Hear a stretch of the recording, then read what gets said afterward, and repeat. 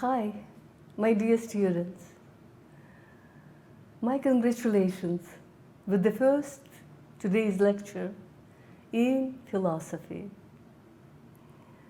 My name is Umut, surname is Assanova. It is written right here. Okay? I am Doctor of Philosophical Sciences, professor. So I have worked at the universities teaching philosophy for 45 years, almost.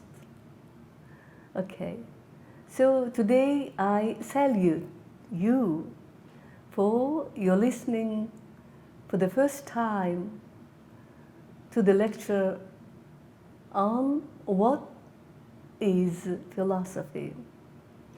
So we will talk on the term of philosophy.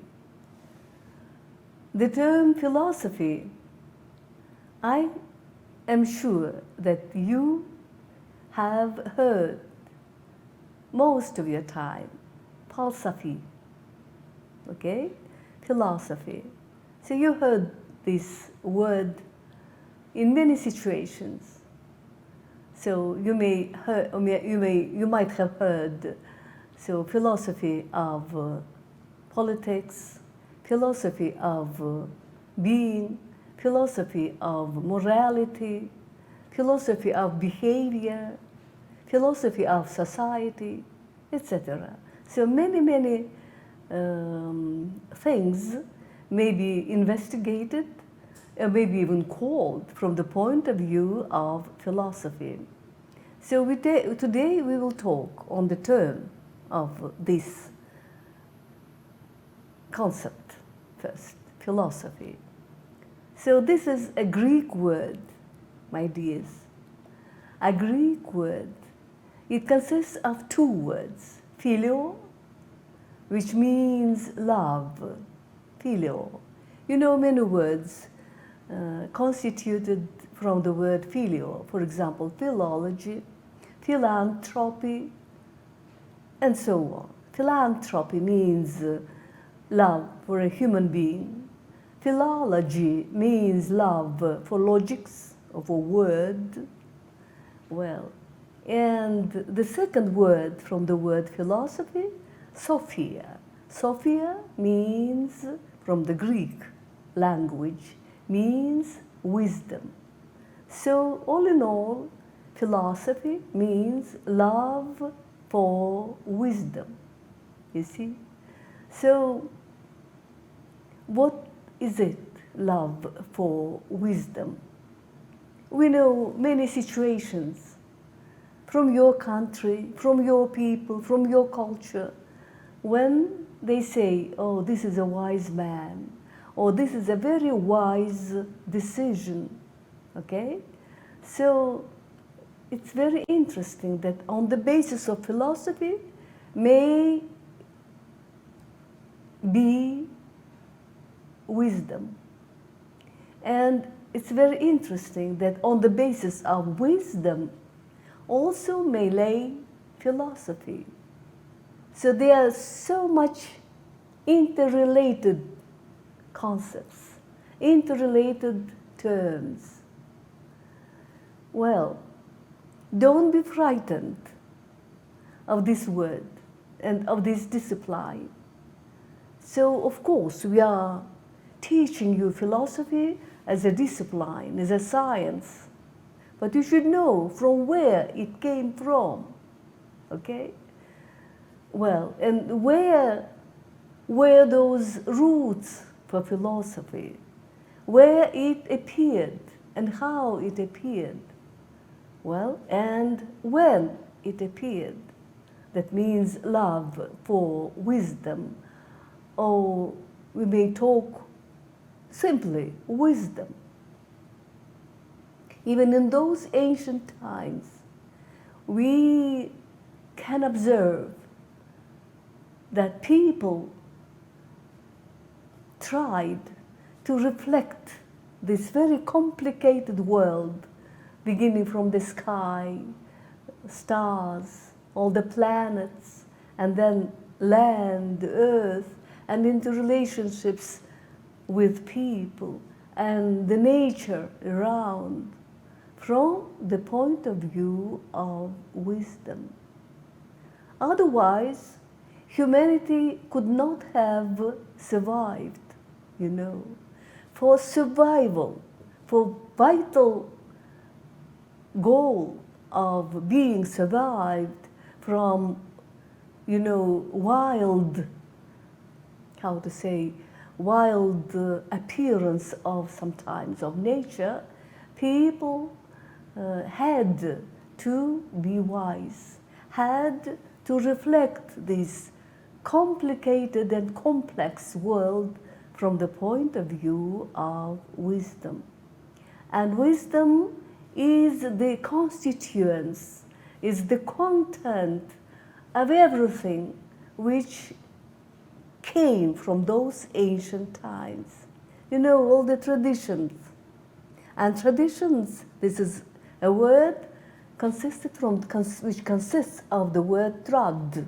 Trade, trans, that means coming across. Coming across. Well, so traditions, so those norms, rules, and laws of human behavior, which just come across from many, many centuries, from many, many generations. And those who have survived, they are becoming as traditions, rituals of the same meaning, practically, rituals. Rituals is some actions which also have come from those ancient times, symbolizing something very vital, some philosophical essence. Then some norms of behavior, of activities, some rules of activities, actions, behavior. So in all these traditions, who can observe and who can study, and we know, you know, a lot of investigations, well, books where these investigations were reflected, right? Well, which deal with these traditions. And in these traditions, we see that wisdom about which we are talking about. Well, traditions reflect wisdom, wisdom of survival, wisdom of, you know, just necessity to be loving, necessity to be just, necessity to be living secure, safe life. So from ancient times, people tried to live safe life, safe from, you know, wild, how to say, not activities, but wild appearances of nature, to save from those very wild appearances of nature. That is why ancient people had to be respecting nature, had to be adapted to nature, had to be obeying to the nature, to the laws of nature, okay? And this obeying to the laws of nature is philosophy, is wisdom, my dears, is wisdom. So obeying to some rules, because only through obeying one could survive, one could live safe life, even happier life. Well, and then especially folk art, that means people's, folk means people, F-O-L-K, means people. Folk art, that means oral art, to which belong legends, fairy tales, songs, oral songs, okay, and dances, and epical songs, so great epical songs minor epical songs. So these were, how to say, preserved from time to time, from generation to generation. And because, why they were preserved? Because there were no, how to say, such informational technologies to which we are now very much got used, okay? And so through oral art, which also comes across from generation to generation, people constituted their culture, constituted their people, because people is impossible to imagine without culture, Okay, so the folk art. Then I told you about traditions, rituals, norms,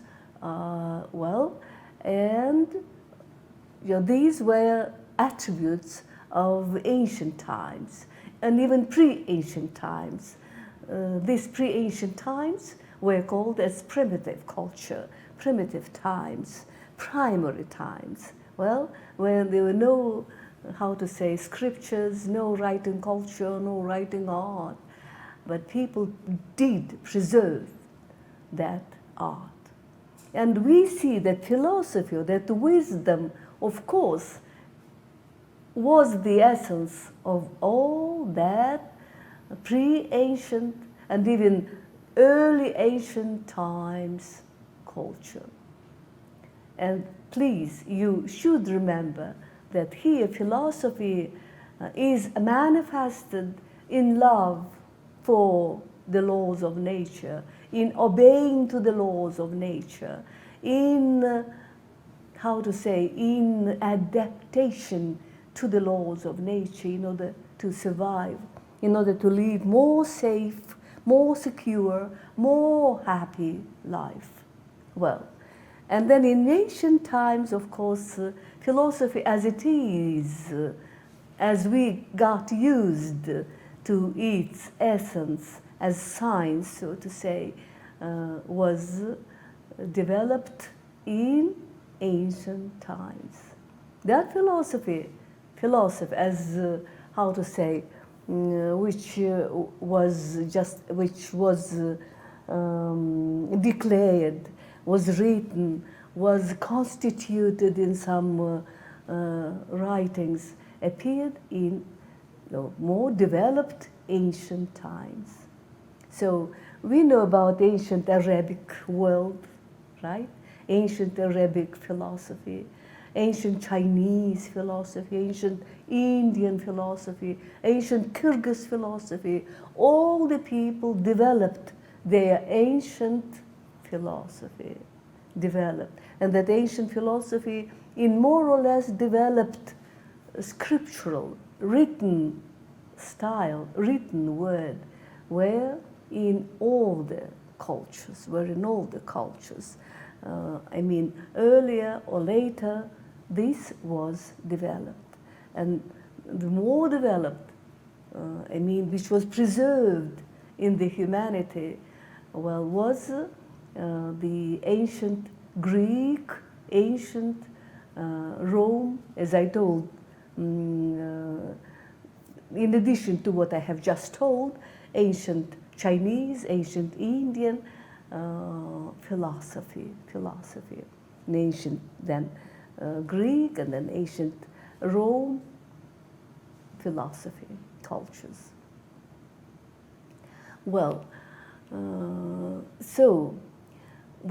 Here I wrote that wisdom was accumulated in the experience of life, and which was manifested first in human activities, in relations towards other people, towards oneself, and towards their nature. And here I have just told that wisdom could be manifested in oral arts, in folk art, in traditions, etc.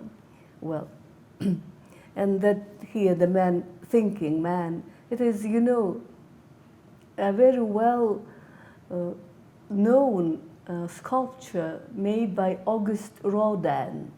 Auguste Rodin was a famous and fabulous sculpturist of France.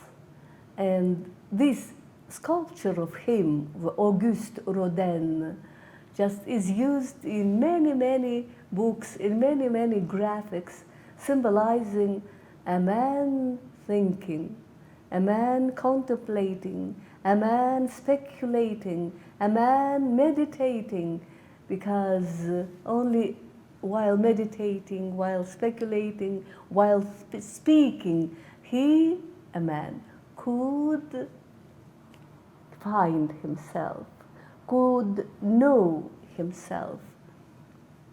By the way, you know that on the ark of ancient Greek temple, Delphi temple, it was written as the main task for all the humanity, for all the man, know thyself, which was first used by Socrates. Socrates, a well-known ancient Greek philosopher.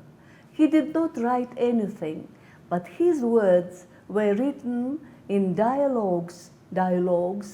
This is a title or a name of great works of Plato, ancient Greek philosopher. And Socrates was a teacher of Plato. So in all his dialogues, great, fabulous, dramatical philosophical works, Socrates is the main hero. Know thyself. This, so to say, proverb, this great saying was first pronounced by Socrates, though it was the, the emblem or great saying which was written on the ark of the Delphi temple. Know thyself. So this is a man who tries to know himself as the main and important and necessary task for a human being.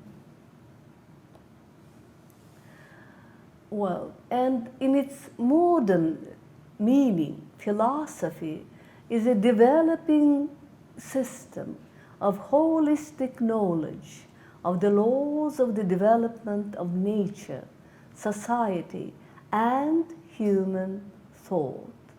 It is divided into separate philosophical branches according to the object of investigation, according to the subject and methods of the study. Well, thus, known are such branches of philosophy as gnoseology, from the word know, but it is written in English as G-N-O-C-O-L-O-J, as from the word know, but English word begins from K, but here from G, as you see. So gnoseology as science of knowing, science of cognition, science how a man,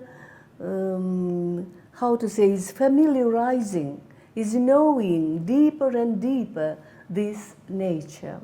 Then ontology, a great branch of philosophy. Ontology means science of being. Ontos means being, existence. Logy, as you see, logy means theory, means science. So the science of being, ontology. Well, next, axiology. Axiology, so this also comes to the Greek language, means science of values. You know, values are different, and values transform, and values change. Well, and values are different according to people, according to the system where they live, according to the cultures, according to the different situations, conditions of life. You know, for example, values of children are different from the values of grown-up people. I mean, from this point of view. And values of the more developed countries economically, for example, and values of less developed economically countries. Then, ethics. Most of scientists say that philosophy is mostly theory of ethics, coming from ancient Greek word atheos, which means good behavior. So ethics means a science of good conduct. Conduct means how people act, how people behave to each other, how people relate, what kind of attitude they have according to each other. And we know that ethics are different. So ethics of a children, of a child, ethics of a grown-up, ethics of, according to the gender, ethics of male, ethics of female, according to the stages of the development of society, ethics of ancient people, ethics of, for example, ancient culture, ethics in capitalist societies, ethics in socialist societies, in modern time when it is so much characterized with informational technologies, etc. So nevertheless, ethics is a very important branch of philosophy. Then aesthetics, also a branch of very necessary, very important branch of philosophy from the word aestheos. Aestheos means beauty. So aestheos, how a man perceives this world, how a man perceives this world. So mostly it is a science of beauty. Then metaphysics. You know, metaphysics is one of the most important branches of philosophy. Means so the science of ultimate essence of existence, a science of ultimate essence of existence. You see, this is a science of sciences, a science of essence of existence, okay? Metaphysics. Then we know epistemology. Epistemology means, from the word again, ancient Greek, episteme means knowledge. So it is a knowledge of knowledge, theory of knowledge, theory of knowing, theory how a man acquires knowledge. What kind of knowledge he knows now and what kind of knowledge he may know then, afterwards, tomorrow. How it is being developed, that acquiring of the knowledge, okay? Epistemology. And then, of course, there are a lot of kinds of philosophy according to what kind of subject they have told earlier, what kind of sphere of the society may be investigated. Well, for example, political philosophy, when we talk about the political system, when we talk about the state, when we talk about the power, when we talk about the political constitution of this or that society, this is political philosophy. Also, they may be, you know, family philosophy, okay? Family, when it appears, how it develops, and in what forms it was developed, and it is now going to be developed, family. Then human being himself, philosophy of human being, okay? Then philosophy of the essence of life.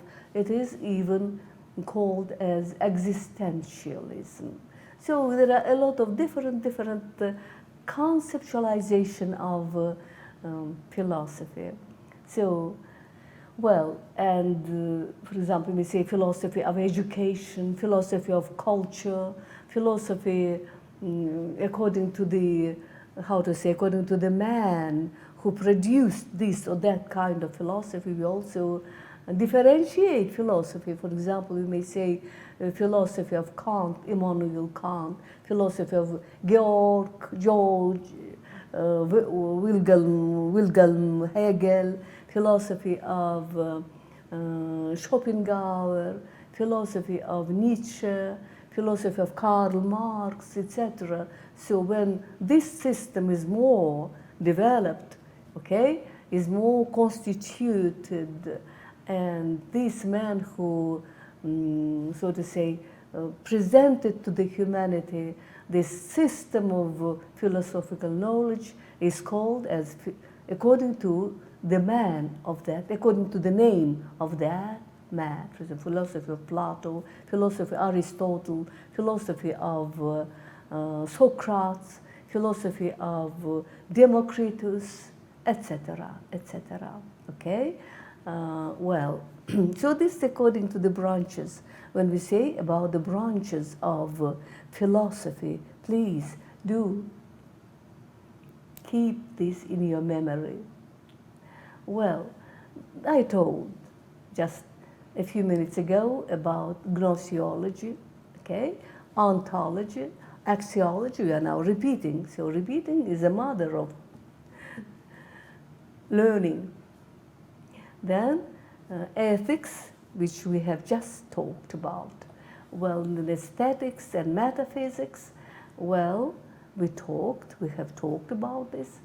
Well, and here I'm very sorry, it is given in Russian, but it is the same. It is the same, given in Russian structure of philosophy, okay?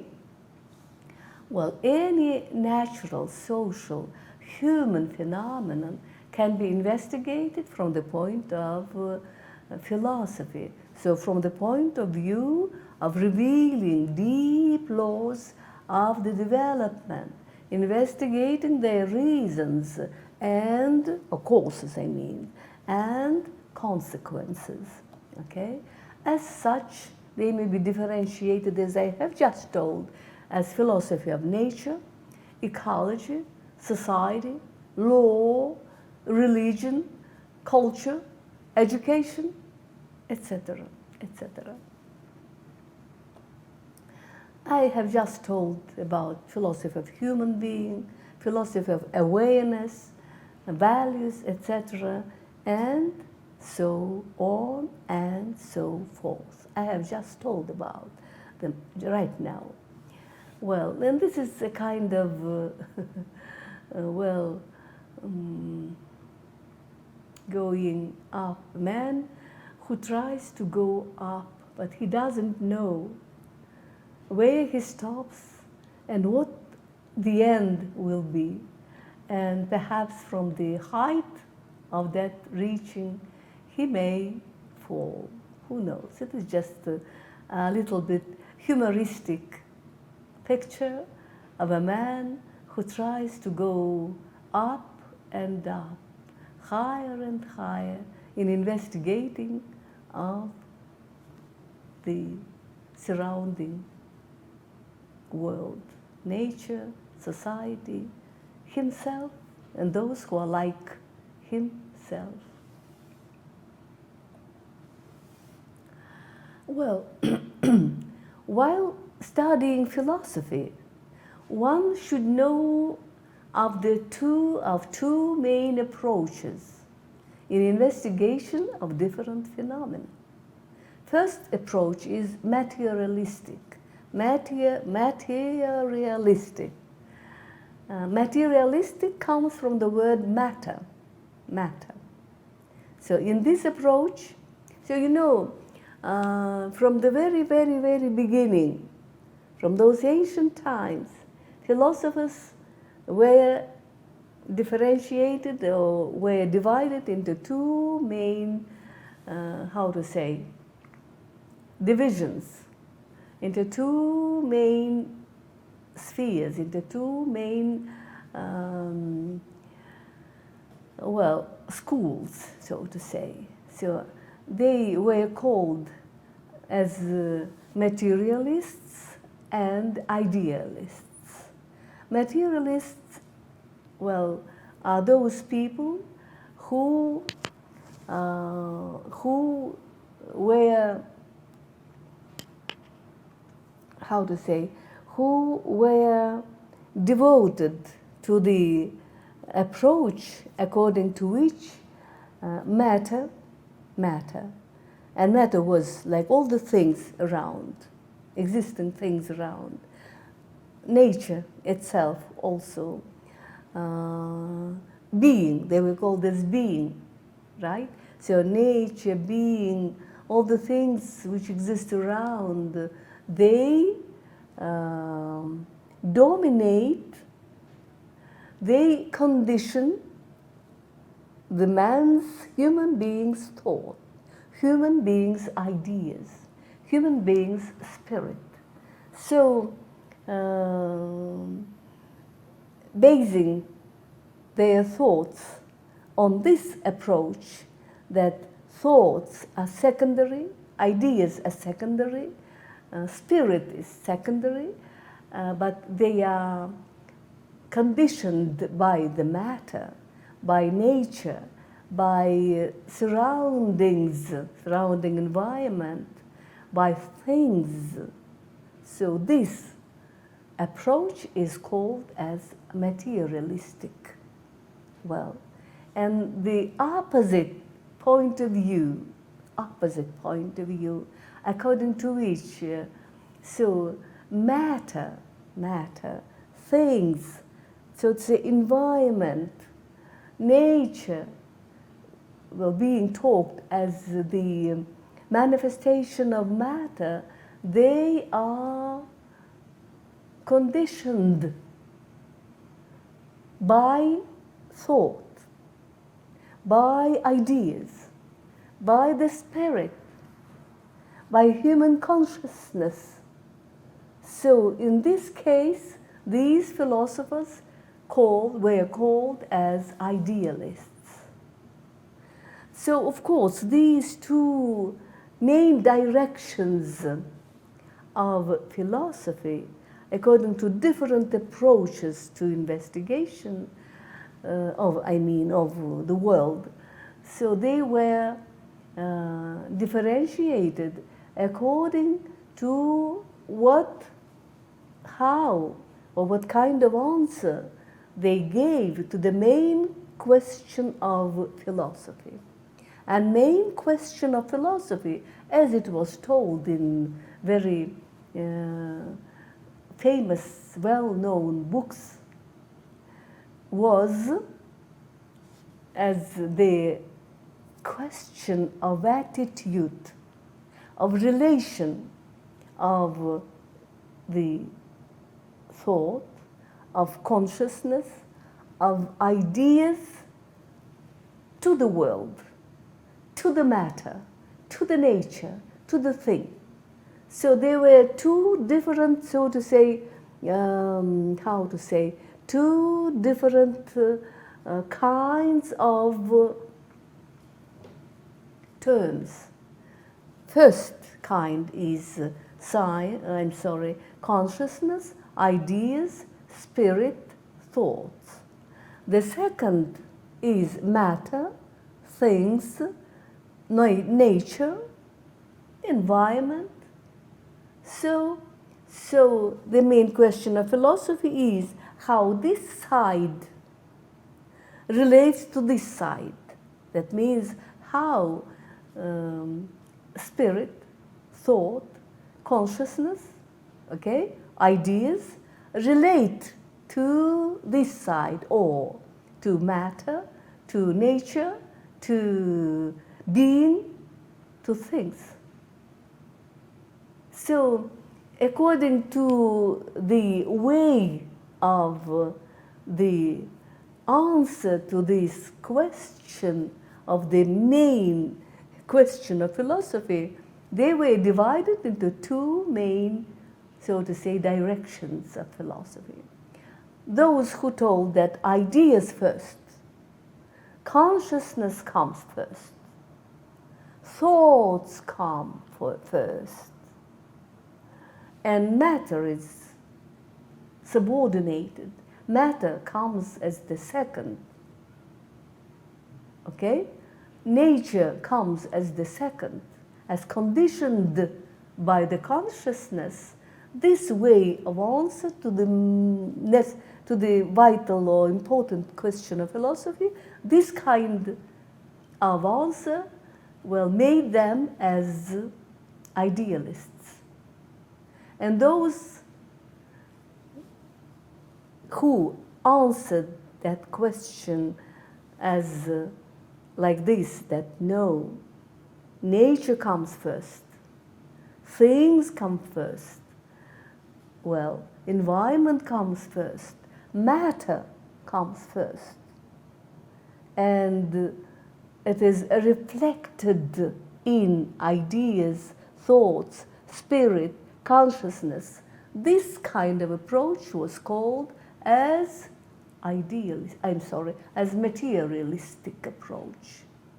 So all in all, ultimately philosophers could be differentiated as materialists or idealists. So these are two main approaches in philosophy.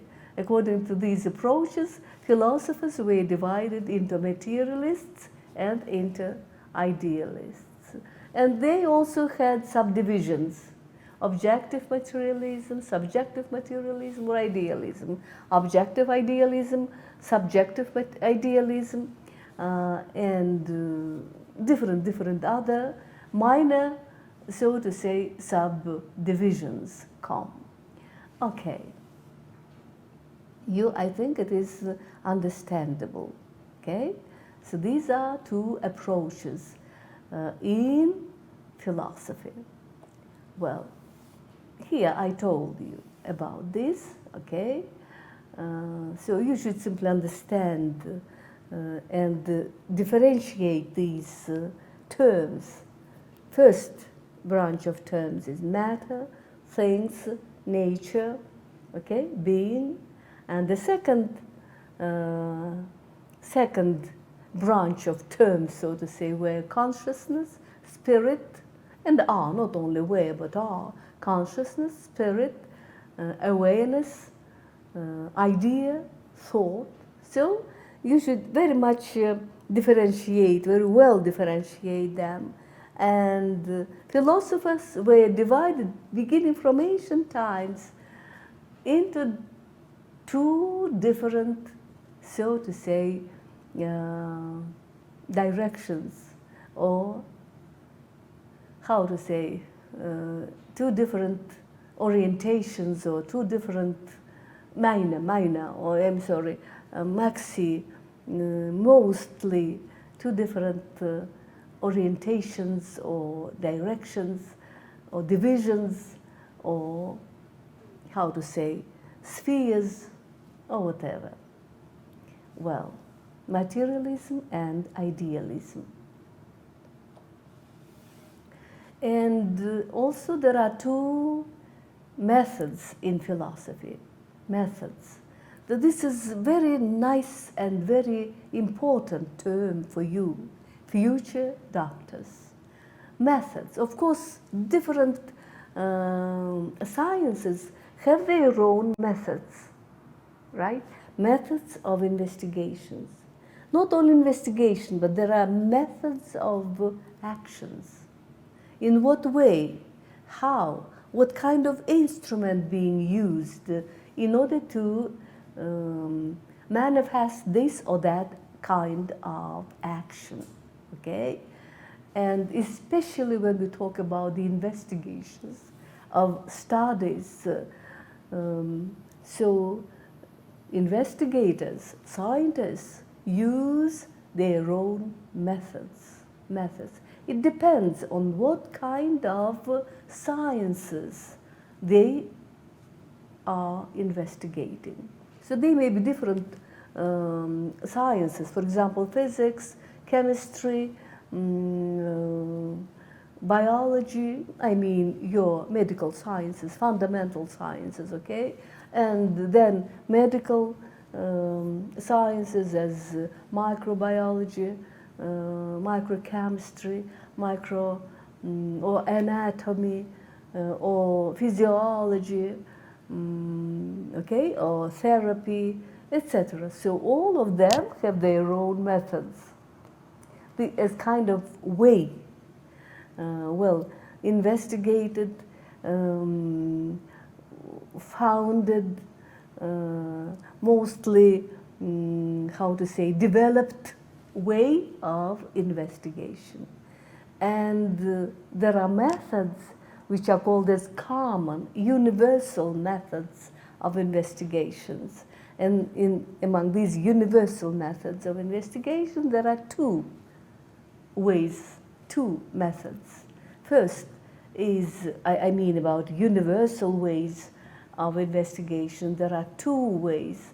First, two methods, two kinds of methods. First kind of method is, dialectical method. Dialectical method. And the second kind of method is eclectical method. And they are very much important. They are very much necessary, and especially you, future medical workers, should know of them very well. Dialectical method comes from the word dialogue, by the way.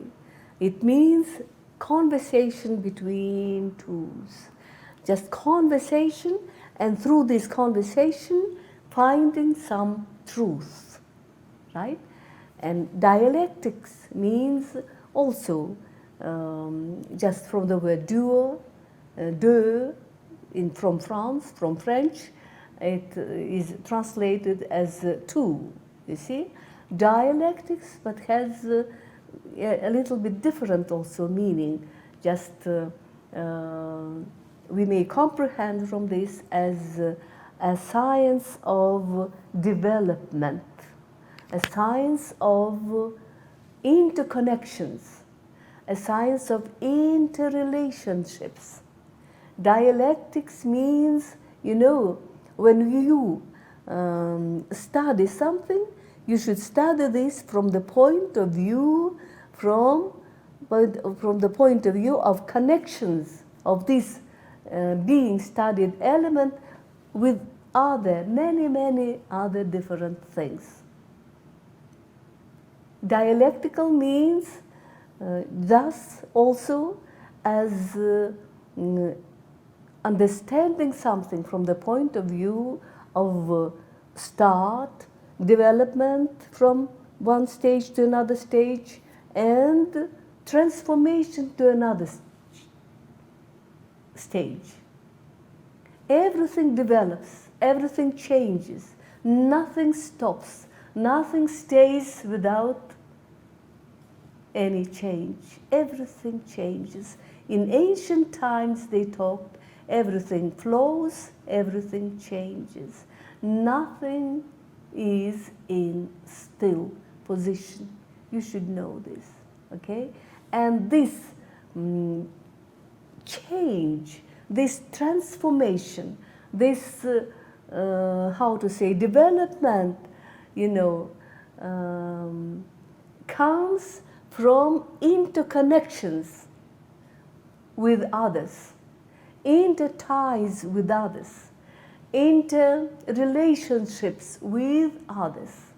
And the task of the science is to find those elements, outer or inner elements, which are in connections with the investigated object, with the investigated thing. This is the main task. This is the main task. So this philosophical method or dialectical method may be your, great weapon, great art, so to say, in right investigation of the truth, especially in investigation, in diagnosis of the disease. Without right diagnosis, you cannot find right instruments, right ways for healing of this disease. And everything is obeying this law of interconnection, interties, interrelationships, and thus being all the time in the flow, in the transformation, in the development process. This is especially manifested in the phenomenon of diseases, in the phenomenon of health status.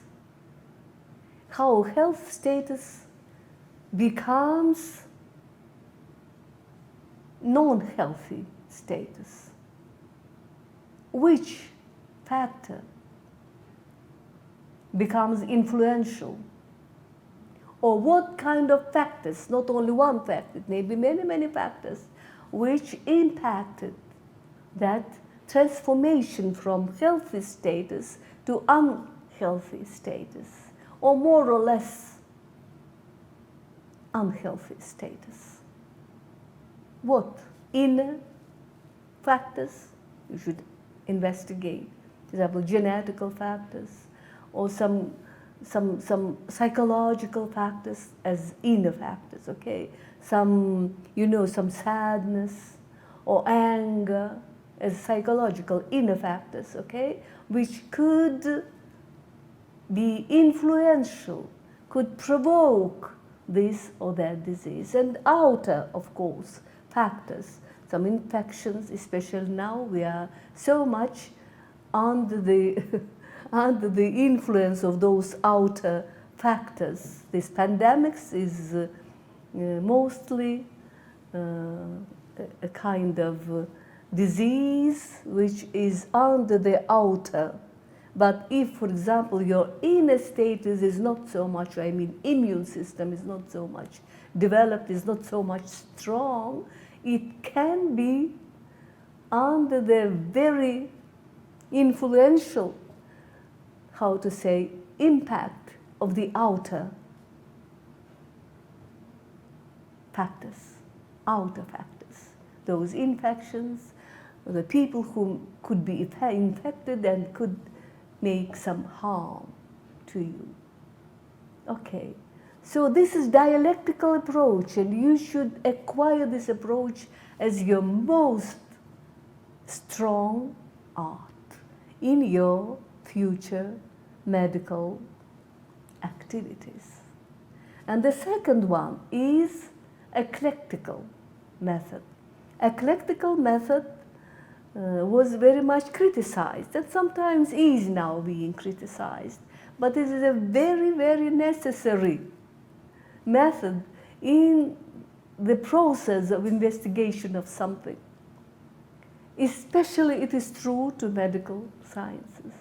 In order to investigate something in the process of development or in the process of interconnections, for example, how, for example, liver may be connected with the division, the status of liver may be in the process of disease, in the process of disease, so to say, in the process of being anomalized. So you should be, first of all, investigating liver itself and how the spleen may be impacting. How, for example, the breathing methods, breathing art may be impacting that liver, lungs, for example. Okay, so eclectical, to be more understandable, eclectical means understanding from its point of view. Before understanding of the whole organism, for example, okay, we should understand elements of that organism, parts of that organism. We should study the parts first, and then only the interrelationships of the past in the whole. That investigation before the whole of the parts is called eclectical method. Eclectical method is very necessary, is very important in the process of investigation. Before the investigation of the whole, one is to, and even has to, understand the part, its peculiarities, its own laws of development, its own status. So, before understanding the whole, you should understand the part. And this understanding of the part, investigating of the part is called eclectical method. Okay, here I told about that. And thus, we are through. But I would like also to, as far as it is the first lecture, I would like to tell you that, for example, when we say that, for example, this is what? This is, for example, a pen. This is a pen. In this saying, could you find the philosophy? This is a pen. Can you find the philosophy in this? No. You cannot find here philosophy in this saying. So this is a pen. Simply, I can see by my eyes. I can touch by my skin, by my hands. I can see its black color. I can see it's being made of this or that metal. Okay? I can see its form. Simply. So it is the result of my just seeing, hearing, touching, and simply just, how to say, by my simple organs. Okay? But when I say this is the result of human labor, how can you feel? How can you see that color? Do you see some color? Do you hear some voice from here, sounds? But this, my dears, this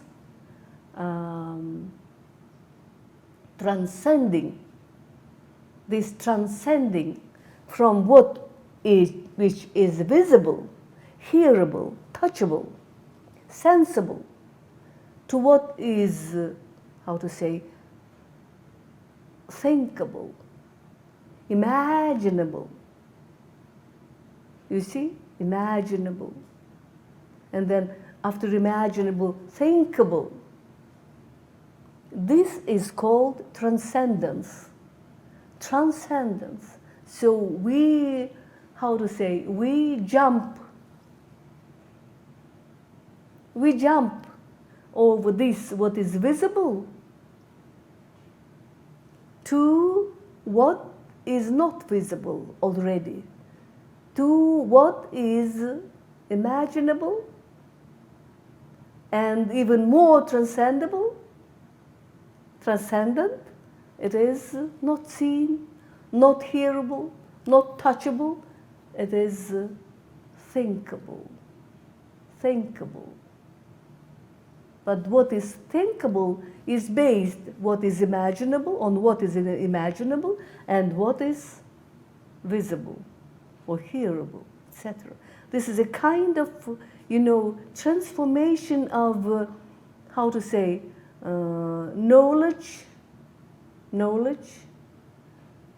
So practical knowledge to most transcendental knowledge. And everywhere we see, for example, when we say what is wisdom, what is beauty, okay? So everywhere philosophy waits us. So this was our first lesson, and I'm very much thankful for your listening to me.